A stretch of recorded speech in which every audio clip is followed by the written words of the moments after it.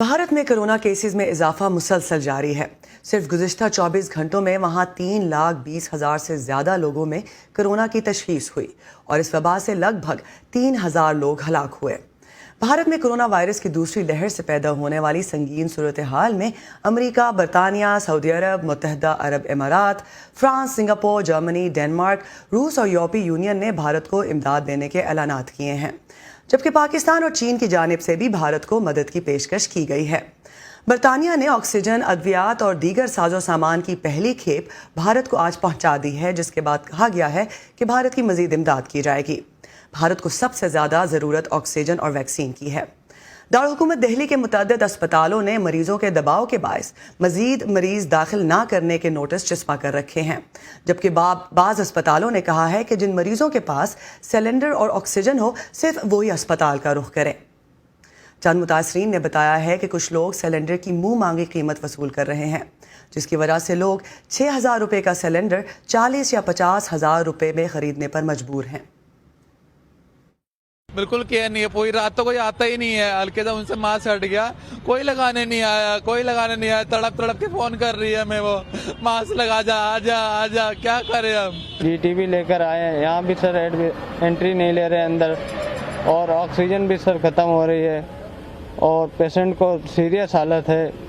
और ऑक्सीजन ख़त्म हो रही, रोड पे खड़े हैं सर, बताओ क्या करें। 2 घंटे मुझे यहाँ 8 बजे से मैं यहाँ आया हूँ और देख लो 2-2.5 घंटे हो गए, अभी 1 घंटा और नंबर नहीं मेरा आने का। यहाँ लेके आई, इन्होंने पता नहीं क्या कितनी देर तक तो एडमिट ही नहीं किया, इलाज ही नहीं करा। उसके बाद मैं बार कर रही हूँ, अंदर भी नहीं जाने दे रहे, और कल से कांटेक्ट करने की कोशिश कर रही हूँ। उनके पास मोबाइल दे रखा था, वो फोन भी नहीं रिसीव हो रहा, और आज कॉल आ गया कि वो खत्म हो गए। ये थी बाज़ भारतीय शहरियों की आप बीती। इस मुश्किल सूरत हाल से दिल्ली के डॉक्टर्स कैसे निपट रहे हैं, इस पर बात करने के लिए दिल्ली से इस वक्त हमारे साथ मौजूद हैं डॉक्टर जुगल किशोर, जो कि कम्युनिटी मेडिसिन डिपार्टमेंट के हेड हैं सफदरजंग हॉस्पिटल में। डॉक्टर किशोर, ये बताइए कि वबा की शिद्दत इख्तियार करती हुई सूरत हाल और मरीजों का दबाव आपके अस्पताल के लिए ये सूरत हाल कितनी परेशान कुन है? मैं अगर बात करूं कि भारत में सूरत हाल क्या है, तो डेफिनेटली बहुत बुरे हैं। और सिर्फ ये एक ही हॉस्पिटल नहीं, अगर आप किसी भी हॉस्पिटल में जाएं, चाहे वो सरकारी है या प्राइवेट है, सभी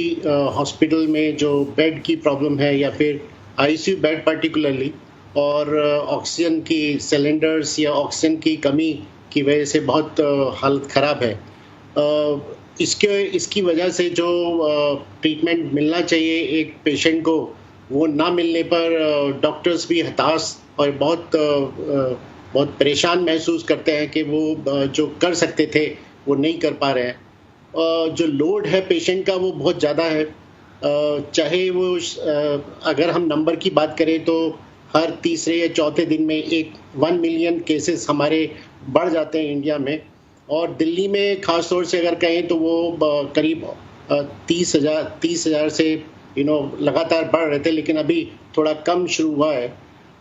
अगर हम ये बात सोचें कि लगातार इतने पेशेंट अगर बढ़ेंगे तो डेफिनेटली जो एक हमारी कैपेसिटी है वो ख़त्म हो जाती है। तो उस केस में हम कोशिश कर रहे हैं कि किस तरह से और दूसरे तरीके अपनाएं, और जो मेक शिफ्ट हॉस्पिटल होते हैं वो अगर बना सकें, तो दिल्ली गवर्नमेंट और सेंट्रल गवर्नमेंट दोनों कोशिश कर रही हैं कि वो जल्दी से जल्दी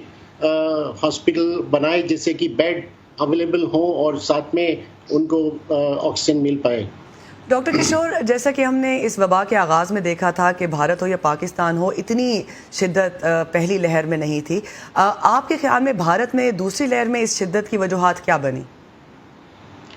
जो इसमें डेथ का रीज़न है वो ये है कि एक तो नंबर, बहुत तेज़ी से नंबर जो हमारा बढ़ा, तो वो जो हमारे पास में कैपेसिटी है किसी भी पेशेंट को डील करने की या नंबर ऑफ पेशेंट को डील करने की, वो ख़त्म हो गई। उसकी वजह से जो लोगों को ऑक्सीजन मिलना चाहिए था या ट्रीटमेंट टाइम से मिलना चाहिए था वो नहीं मिल पाया। वही रीज़न है कि बहुत सारे लोग सही वक्त पर सही ट्रीटमेंट ना मिलने की वजह से लोग मर रहे हैं। ऐसा नहीं कि हमारे पास में ट्रीटमेंट अवेलेबल नहीं है, लेकिन क्योंकि बेड्स अवेलेबल नहीं हो पाते, या फिर अगर हम ऑक्सीजन सिलेंडर की बात करें तो वो अवेलेबल नहीं हो पाते, ये सिर्फ हॉस्पिटल या कहना चाहिए हेल्थ सिस्टम का इशू नहीं है, इसमें काफ़ी हद तक और दूसरे फैक्टर्स भी प्ले करते हैं रोल, जिसमें कि लोगों का जो बिहेवियर है आज के वक्त में बड़ा अजीब सा हो गया है कि वो किसी भी सिस्टम पे विश्वास नहीं है उनका, और उन्होंने अपने घरों में सिलेंडर को होल्ड कर लिया या कहना चाहिए छुपा के रख लिया है कि हमारे को अगर ज़रूरत पड़ेगी तो जो लोग पैसे वाले हैं उन्होंने 2-2, 3-3 सिलेंडर अपने घरों में रखे, उसी तरह से ऑक्सीजन कंसंट्रेटर है उन्होंने अपने घरों में रख लिया, और जो दवाइयाँ हैं वो प्रोक्योर करके रख ली, तो उससे जो मार्केट है उसके अंदर बहुत कमी आ गई, और उससे इतनी कमी आई कि लोगों को जो गरीब हैं उनको काफ़ी मौत का सामना करना पड़ा। डॉक्टर साहब ये बताइएगा कि दुनिया के दीगर मुल्कों समेत पाकिस्तान ने भी भारत को इमदाद की पेशकश की है, बरतानिया से पहली खेप जो है इमदाद की वो पहुंच गई है, क्या ये काफ़ी होगा? हॉस्पिटल में अगर हम ये देखें कि हमारे को क्या ज़रूरत है तो डेफिनेटली सिर्फ जो कंज्यूमेबल्स होते हैं वो हमारे को ज़रूरत होती है तो इंडिया में बहुत अवेलेबल हैं, लेकिन जब बेड की बात करें या ऑक्सीजन की बात करें तो बहुत तेज़ी से उसमें चेंजेस आ रहे हैं और साथ में बहुत सारे प्लांट लग रहे हैं, लेकिन अगर हम ड्रग्स की बात करें तो शायद हो सकता है कि हमारे को ज़रूरत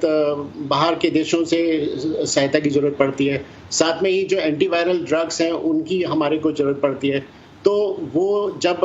इस तरह की मदद आएगी, और अभी वैक्सीन जैसे हम देख रहे हैं कि वैक्सीन अगर मिलेगा तो हम बहुत ज़्यादा तादाद में लोगों को वैक्सीन लगा पाएंगे, तो मोस्ट प्रॉब्ली ये जो सारी मदद है दूसरे देशों से वो काफ़ी हद तक राहत देगी। डॉक्टर जुगल किशोर, दिल्ली से हमारा साथ देने के लिए बहुत बहुत शुक्रिया।